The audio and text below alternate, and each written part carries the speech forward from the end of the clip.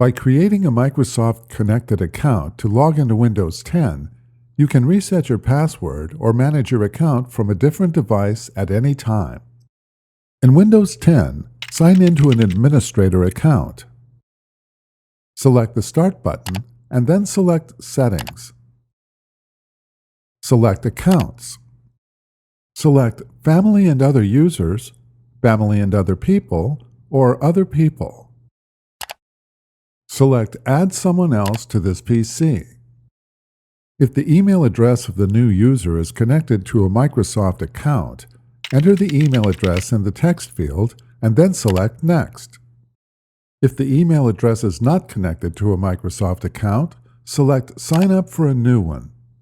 Fill out the required information for a Microsoft account and then select Next.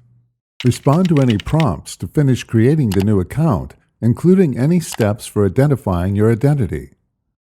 Log out of the administrator account. In the list of available accounts, the new user displays with the associated email address. Log into the account with the password used when creating the account.